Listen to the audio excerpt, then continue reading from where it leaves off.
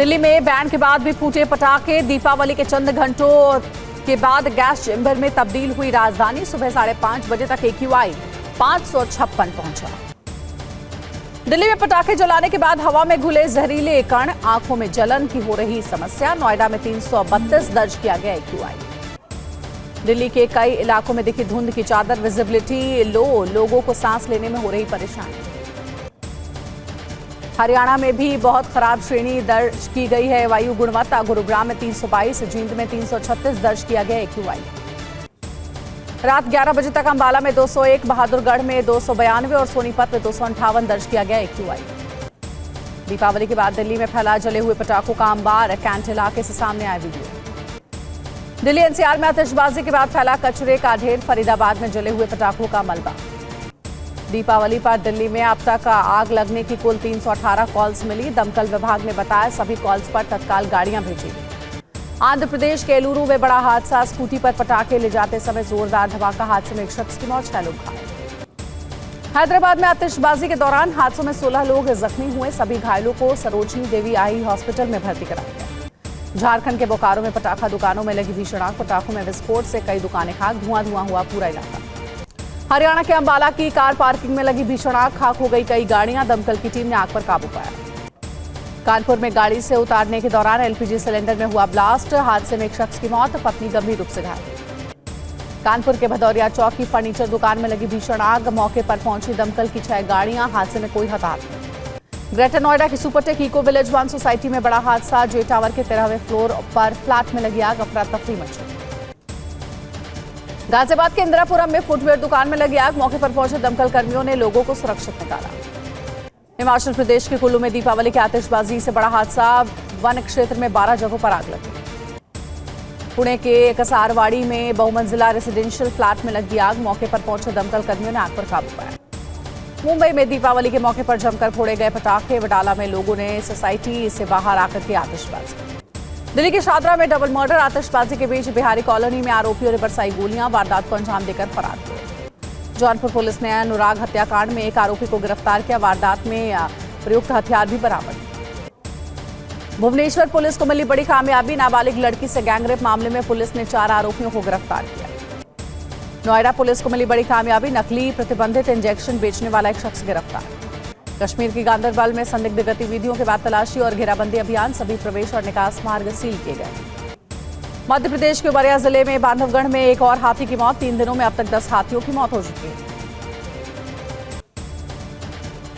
आज दिल्ली में mobile anti smog gun को हरी झंडी दिखाएंगे गोपाल राय। दोपहर 12:30 बजे सचिवालय से शुभारंभ करेंगे। गुजरात दौरे पर गृहमंत्री अमित शाह अहमदाबाद में वेस्ट टू एनर्जी प्लांट का शुभारंभ करेंगे। सुबह 11:30 बजे ये कार्यक्रम होगा। दीपावली पर पीएम मोदी ने राष्ट्रपति मुर्मू से मुलाकात की। प्रधानमंत्री मोदी ने राष्ट्रपति को दीपावली की शुभकामनाएं दी।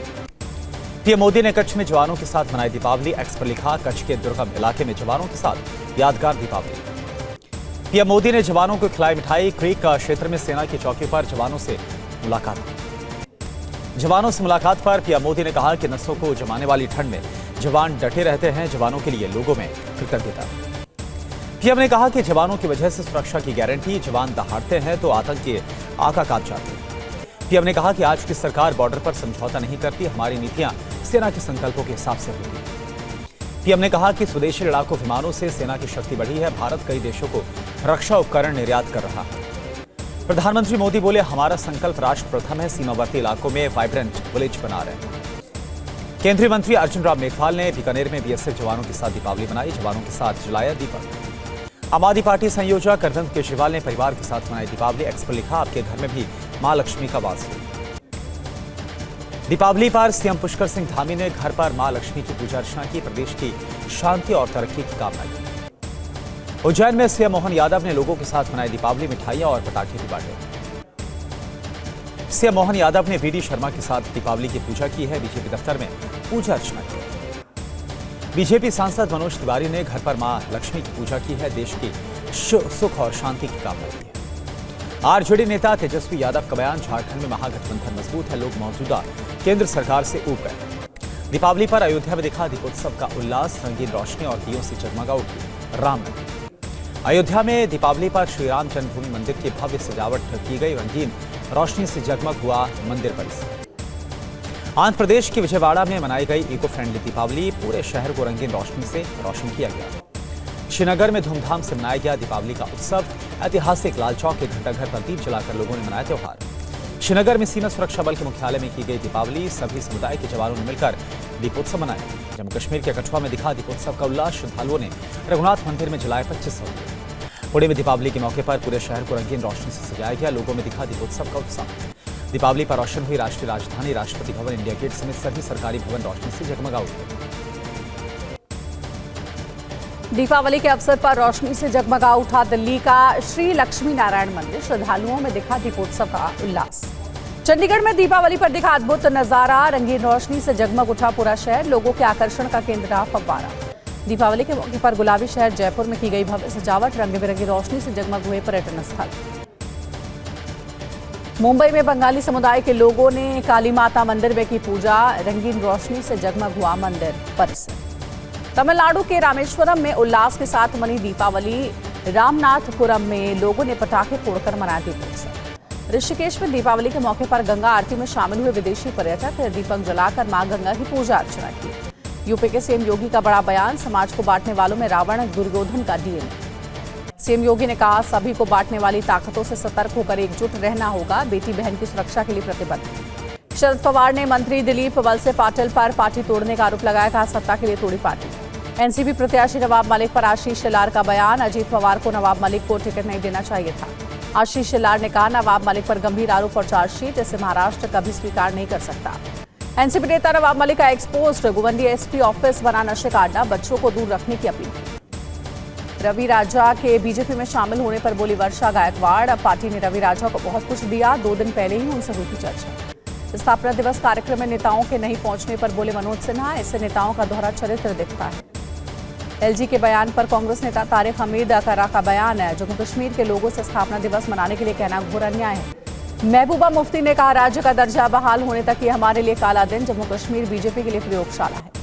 वन नेशन वन इलेक्शन पर प्रशांत किशोर का बयान। बीजेपी अपने फायदे के लिए इसे लागू करना चाहती है। पप्पू यादव पर बृजभूषण शरण सिंह का बयान। देश में फैशन हो गया है कि किसी बड़े आदमी को गाली दो फिर सुरक्षा मांगो। महाराष्ट्र चुनाव से पहले कांग्रेस को झटका। कोल्हापुर से सिटिंग विधायक जयश्री पाटिल का इस्तीफा। शिवसेना शिंदे गुट में हुए शामिल। झारखंड से कांग्रेस प्रत्याशी अंबा प्रसाद ने किया चुनाव प्रचार। बड़कागांव सीट से मिला है टिकट। जम्मू में जितेंद्र सिंह ने ऑडिटोरियम का किया उद्घाटन। गांधी मेमोरियल कैंप कॉलेज बना है ऑडिटोरियम। गुरुग्राम में केंद्रीय मंत्री मनोहर लाल ने वेस्ट मैनेजमेंट प्लांट का दौरा किया है। अफसरों को दिए सफाई के निर्देश। केंद्रीय मंत्री जितेंद्र सिंह और के भाई और जम्मू कश्मीर के नगरोटा से बीजेपी विधायक देवेंद्र सिंह का निधन। देर रात फरीदाबाद के अस्पताल में लिया आखिरी सांस। देवेंद्र सिंह के निधन पर एलजी मनोज सिन्हा ने दुख जताया है। एक्स पर लिखा, वो जम्मू कश्मीर के लोगों के कल्याण के प्रति प्रतिबद्ध थे। देवेंद्र सिंह के निधन पर बीजेपी नेता कविंद्र गुप्ता ने जताया दुख। बोला, ये जम्मू के लिए बहुत बड़ी क्षति है। महबूबा मुफ्ती ने देवेंद्र सिंह के निधन पर दुख जताया। एक्स पर लिखा कि निधन के बारे में सुनकर स्तब्ध हूं। परिवार के प्रति गहरी संवेदना। बीपीएल समूह के संस्थापक टीपी गोपालन नाम्बियार का निधन हो गया। 94 साल की उम्र में आखिरी सांस ली है। बीएस येदियुरप्पा ने जताया दुख। मुंबई इंडियंस में 5 खिलाड़ियों को रिटेन किया गया। इसमें रोहित शर्मा, सूर्यकुमार यादव, बुमराह, हार्दिक पांड्या और तिलक वर्मा शामिल हैं।